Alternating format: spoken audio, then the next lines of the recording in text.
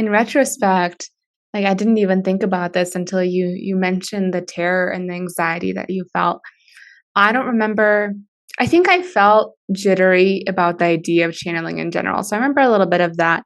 But that whole period of time, like 3 or 4 months after my first shadow work experience, I couldn't sleep. I tried sleeping with the lights on. The cats didn't like that. They were like, why are the lights on?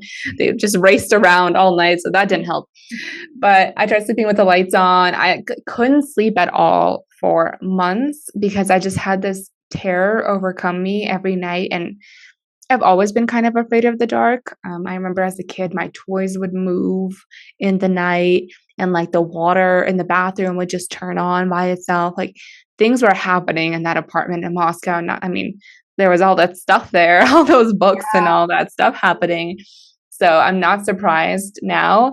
But as a kid, I also would bring this stuff to my parents, and my dad, the skeptic, would just brush it off and tell me that I'm imagining things. And my mom would just grow terrified and walk around with a candle from church and try to like cleanse the house, but not get rid of any of this stuff. Like there was no connection between these items and what was happening. And I didn't have that connection until recently. So as long as I remember, like nighttime was a scary time for me. That's when supernatural things would happen.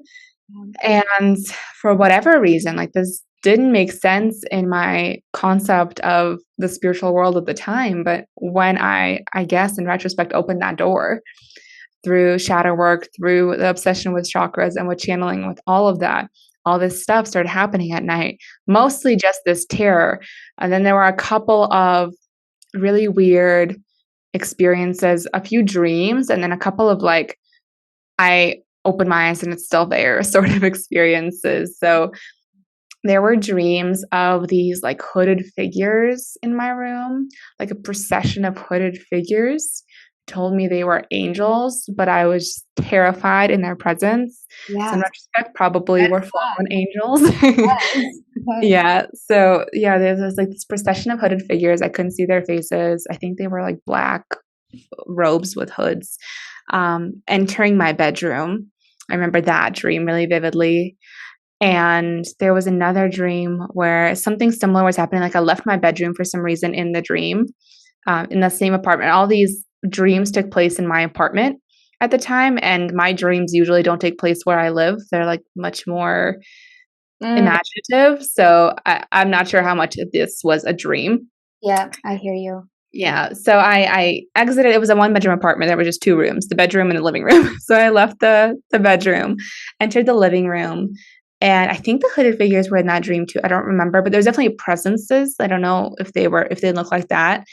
There was also this little boy in the corner, and I was terrified of him. Like I was in complete panic at the sight of this little boy. There was like something wrong with him. I don't really know what it was. He was speechless. He was mute.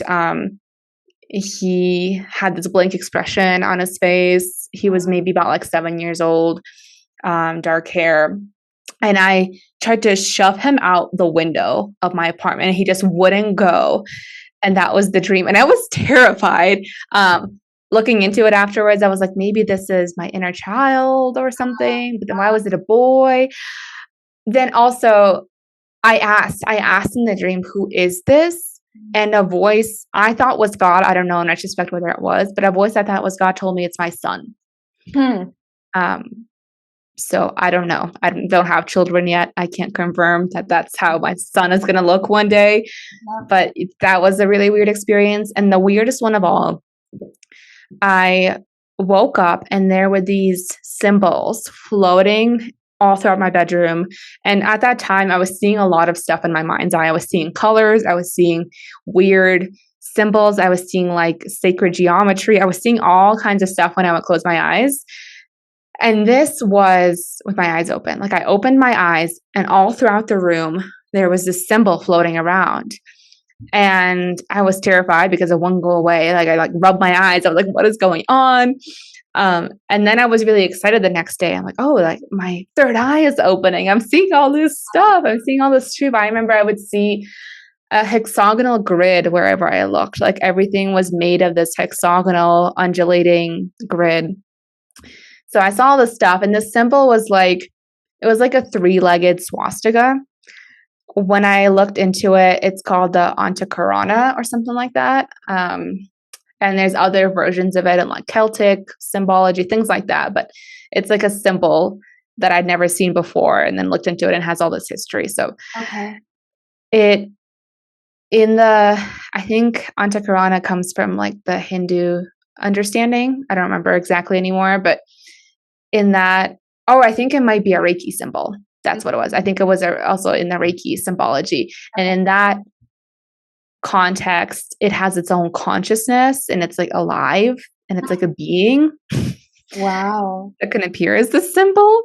So I was really excited and I started drawing this symbol in places. And then that didn't feel right. So I stopped after like a day. But that was probably the weirdest experience I had in that time frame where I was just like living in pure terror and panic at night and experiencing these weird things, and like my third eye was opening and all that stuff.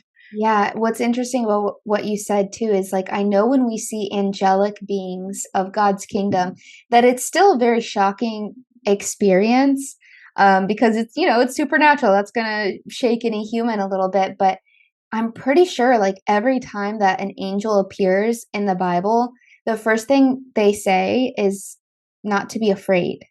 Mm-hmm. And then the second thing is usually like, don't worship me. I'm not God, you know, but not to be afraid. And so when I looked back, because going back to like when you're in the new age, you think every spiritual encounter or channeled spirit, you think all of these things are good. But then if you reflect on like how you really felt in that moment, and if there is like this terror that we're explaining, like that's probably not a good spirit. Yeah. Yeah. Especially when that perception of everything is good and if you just love it all, it's all integrated and has no power over you. When that fell, I was like, oh, I need God. I don't know how to protect myself against this stuff. That was the first time fear came back in full force, probably comparable, maybe a little bit lower in intensity to that period of time right after the shadow work where I was experiencing all that weird stuff. I wasn't experiencing spiritual attacks when I first stepped fully into Christ, but it was just internal fear and demonic dreams. So like those kinds of, but not like outward somewhere in my room I experienced that sort of thing, but it was demonic dreams and just like Mm. overwhelming fear. So I was like, I thought I beat this. I thought I knew how to handle this. And now I realize the way I was handling it was wrong. I remember back in New York before the shadow work, Teddy, that same cat, she's so perceptive. The other one is very dumb. So it's very possible that he just like doesn't know what's going on. So Teddy, that same cat, she was terrified of the toilet. And it's not the first time, like I'm sure she's seen a toilet before. It wasn't the toilet itself. It wasn't like flushing. Like it's just that spot in the house. Yeah. She would get really wary of. And so I went through the house with Sage. I was like, that's it. It's gone, Teddy. Don't worry. Everything is fine. Yep. And in retrospect, I think it did seem to work in the sense that she stopped behaving that way around the toilets. I'm like, clearly the Sage works. But I'm sure it just kind of moved things about and the demons were just laughing at me from a different spot in the house. Yeah, I was gonna say they give you these little bits to make you think that what you're doing is successful so that you keep doing it and coming to their modalities. I remembered the thought that I had earlier too, and that was how, like, you know, we would think that when this feeling of terror comes in with like a spirit, that we would be aware that, like, oh, this isn't a good spirit.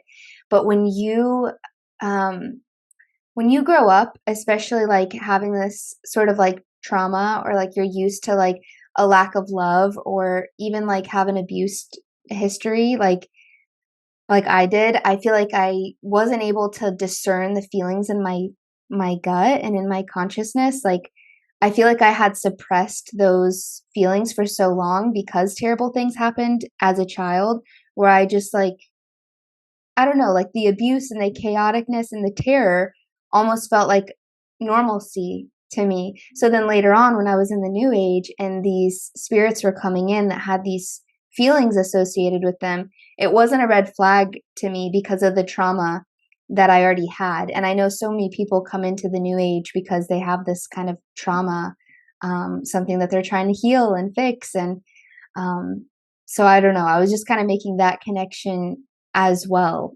That the voice of the Holy Spirit, hearing God, feeling that discernment, listening to your intuition. Like a lot of times we're just not we're not receptive to that when we have all this traumatic history.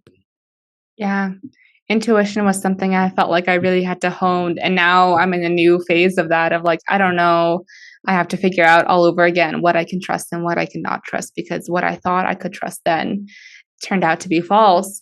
But my husband has the most strong gut instinct ever. Just, and he had a very warm, loving upbringing. He had some trauma and loss, but it wasn't like at the hands of those who loved him. It was actually what complicated his relationship with God. Was God killed a lot of people in his life. Like a lot of people in his life died in his family and in really tragic ways. So that became more difficult for him spiritually. But in terms of his parental upbringing, he felt loved and he felt warmth. And I'd never thought about the connection between like his trust in himself and that. But yeah, that makes complete sense, that he was always encouraged by his family. Like he wasn't judged or discouraged or criticized or ridiculed or humiliated or any of that stuff. He was encouraged and loved and supported, and as a result, he believed in himself and he believed in his instincts. Yes. And they have been spot on the whole time that I was going through the New Age.